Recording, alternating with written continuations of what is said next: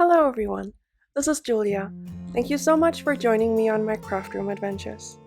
Today I have a brand new Challenge a Crafty Friend card to share with you with my friend Leanne. This time the challenge was to use the same card design that we used on now 3 previous cards and downsize it. Just create a smaller version of the same design. So this is what I came up with. I used the stitched scalloped circle frame dies by Fawn. I cut those out of white cardstock 4 times, and I used one of the centers and I ink blended that with tumbled glass and salty ocean. And I also die cut the stitched Oliver's ABCs to spell happy out of white cardstock, and I'm ink blending those with the same colors just to have a little bit of a gradient on the letters.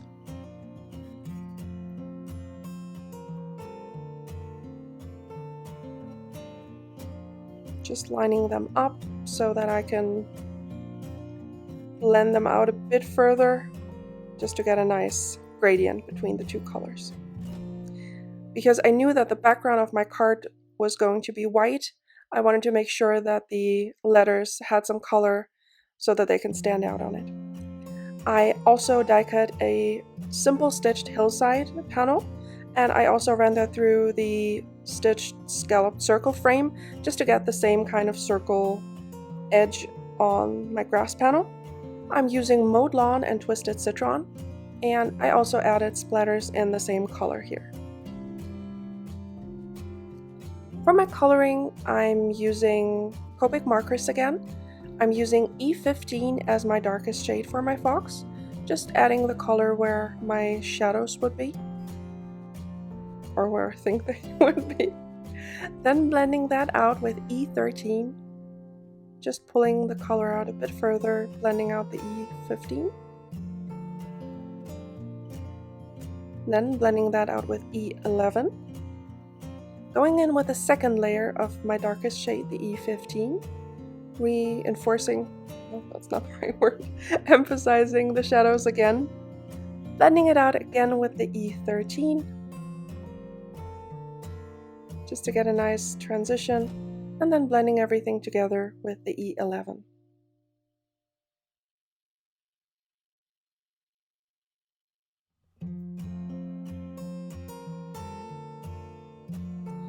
For the white parts, his face, his tummy, and the tail, I'm using W00. And for my yellows, for the little chickie that springs out of the gift box, the bow, and also the candles on the cake, I'm using Y21 as my darkest shade. Then blending that out with Y11.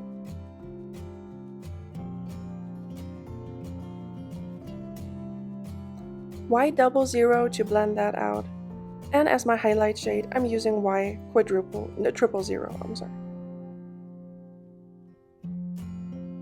I also add some yellow stripes on the little party hats. And for my cake, I'm using E30 markers, E35 as my darkest, blending that out further with the E33, and then blending everything together with the E31. I'm also using a teal shade on the little, border on the cake and the candles, and also some of the elements on the party hats and my gift box. And for that, I'm using BG49 as my darkest shade, just to create some shadows, blending that out with the BG13.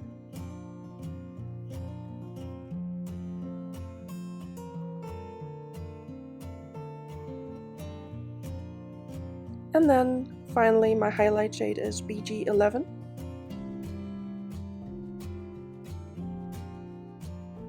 Just going over the transition area to make sure it's nicely blended.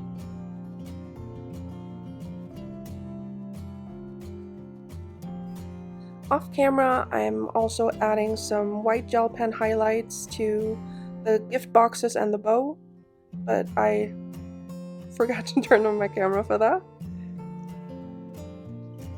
For my pink shade, I'm using RV63 as my darkest shade, also using the same color on the ribbon. making sure that the underside of the ribbon is shaded darker than the top. Then going in with V01.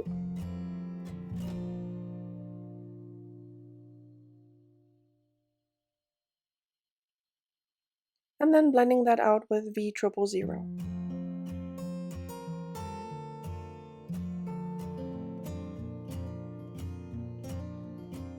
For the little beads and the icing on the cake, I'm using red markers, R22 as my darkest shade, and this one I'm using rather sparingly on the icing part, just to give the edges a little bit of definition, and also around the little border because that would be darker.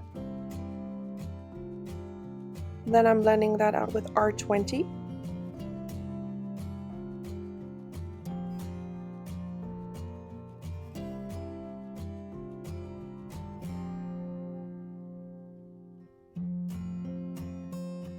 Next color after my R20 will be R00, just to fade it out even more.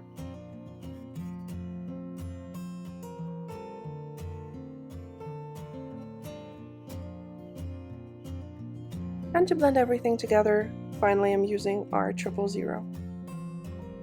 Again, using the R22, R20, and R00 on the little beads on the cake to make them a bit darker than the icing. I also die cut the Stitched Oliver's ABCs out of some white fun foam, and I'm layering the ink blended letters on top of the fun foam just to give them some dimension. Just using liquid glue here so I could move them around to make sure they're aligned properly.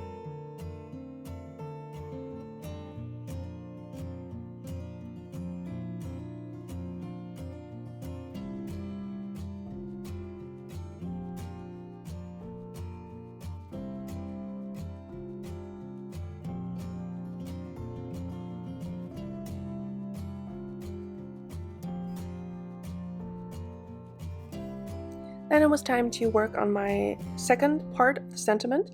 I'm using the Have A and Birthday part of the Superstar stamp set from Fawn, and I'm heat embossing that in white.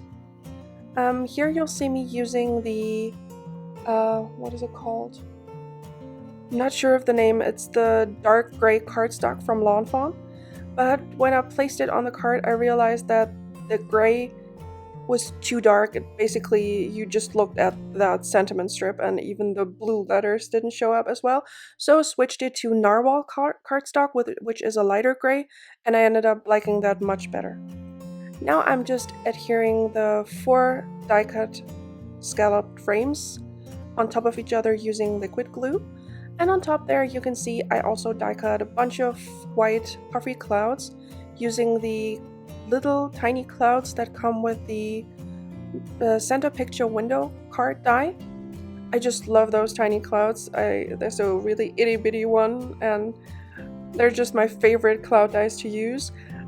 I'm pretty sure that won't be true for much longer because this week I got my new Fawn order and I bought the All the Clouds stamp set and also bought the coordinating dies just to get basically dies for all the clouds, really. I love that you can just die cut them and use the die cuts or stamp them and then cut them out. So in this case I did invest in the dies as well, so pretty sure those I will be using in the future, but it's nice to have a little bit of options. So I use my A2 sized card panel and just some liquid glue placing down my frame, pressing down firmly just to hold it in place. And I'm adding some liquid glue into the center and placing the ink blended background into it, and also adding the hillside panel on top, just so that it's recessed a tiny bit. And I played around with the placement of my clouds, and now I'm just adhering them using my quick stick tool, which is kind of difficult because the clouds are kind of too big for it really, but it works okay-ish. Here I just switched to using my fingers because the quick stick wasn't holding the bigger die cut clouds.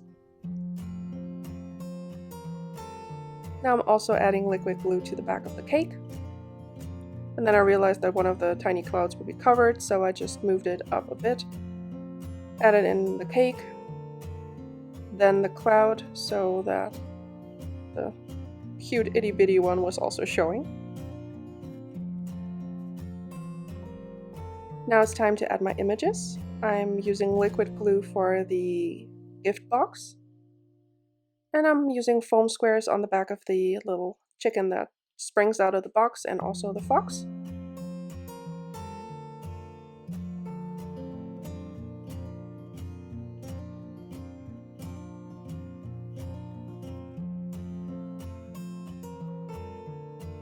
And also some foam tape on the back of the tiny little party hat.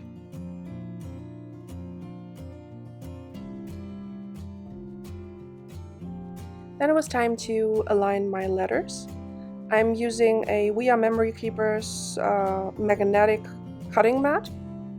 Just made sure that it's aligned straight. I checked out where the center letter would have to go, and then I'm just using liquid glue to place them down.